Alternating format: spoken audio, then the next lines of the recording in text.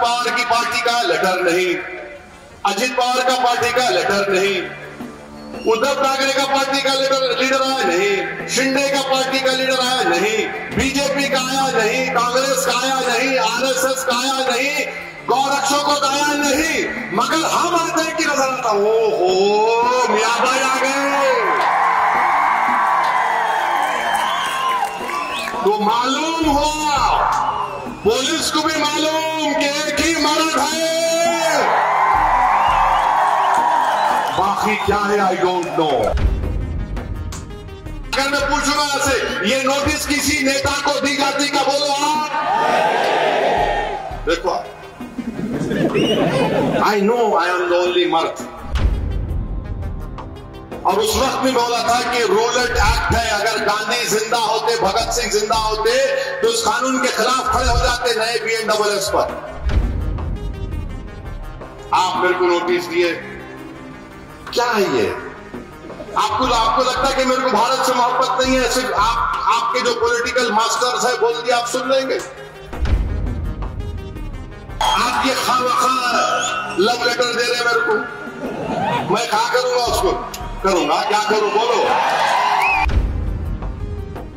और मैं पुलिस को पूछना चाह रहा हूं, आपका इख्तियार है, आप BNSS में मेरे को नोटिस दिए। शायद पुलिस को नहीं मालूम कि जब ये बिल BNSS का पास हो रहा था, सेक्शन 168 पे मेरी तकरीर है। 35 मिनट्स में पार्लियामेंट में इतना लंबा बोला, इम्तियाज जलील बैठे हुए, 35 मिनट्स में बोला। और उस वक्त में बोला था कि रूलेट एक्ट है, अगर गांधी जिंदा होते, भगत सिंह जिंदा होते तो उस कानून के खिलाफ खड़े हो जाते नए BNSS पर। आप मेरे को नोटिस दिए, क्या है ये? आपको लगता है कि मेरे को भारत से मोहब्बत नहीं है, सिर्फ आपके जो पॉलिटिकल मास्टर्स है बोल दिया आप सुन लेंगे। जो ऑपरेशन सिंदूर के बाद भारत का ग्रुप गया था, वो मैं भी गया था, बहरीन में गए थे। बहरीन में एक थिंक टैंक है, आप बोल रहा हूं सुनो, थिंक टैंक, बड़ा थिंक टैंक है। वहां पर बैठे हुए अरब ने कहा कि भारत ने फलस्तीन पर अपना पॉलिसी बदल दी। ये कैसे हुआ? हमारे ग्रुप लीडर मेरी तरफ देखे, मेरा ठहरो बोलता हूं मैंने उनसे पूछा कि हम भारत में बैठ के आपसे पूछना चाह रहे, आप तो पड़ोस में हैं, हम तो दूर हैं, आप क्या कर रहे हैं? आप तो बिल्कुल 40 मिनट्स का भी फ्लाइट नहीं है आपको, लोग भूखे मर रहे, आप क्या कर रहे? फिर उसने चिढ़ के बोला, वो मेरे को थिंक टैंक का professor, what is it that you have done? मैंने हम तो पहले रहे, आज भी हम फलस्तीनियों का एड का बजट हमारे पास है। खामोश हो गया वो बेचारा, परेशान हो गया। अरे मैं वहां जाके बोला भारत की मोहब्बत में, किसी वजीर आजम की मोहब्बत में कभी ना बोलूंगा इंशाअल्लाह ताला।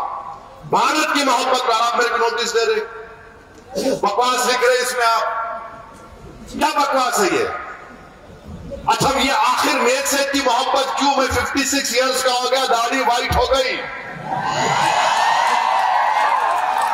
Why do you only love me? I love Muhammad sallallahu alaihi wasallam, that is a fact.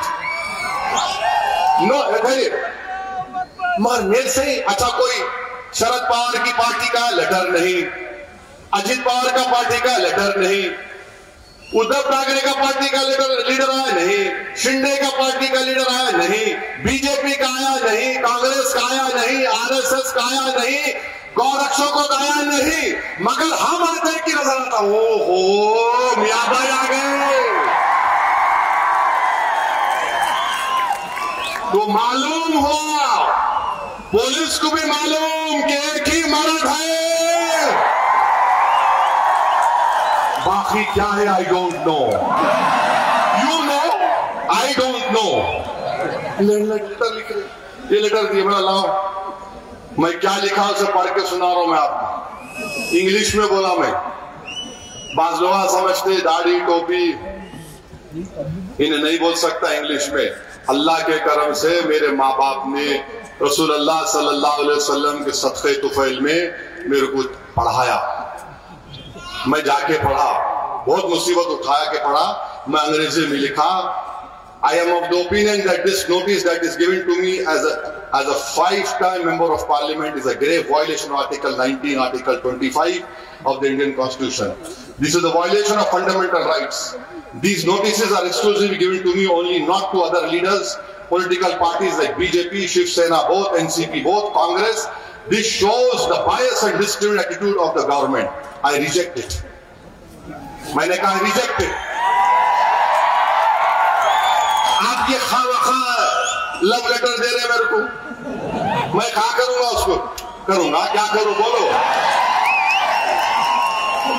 फिर समझ में नहीं आता। ये आप लोग ऐसा करके अपने व्यवहार को कम कर ले रहे जनता के दरमियान में। बच्चा मैं पूछा, अगर मैं पूछूंगा ऐसे, ये नोटिस किसी नेता को दी जाती क्या? बोलो आप। देखो, I know I am the only मर्द।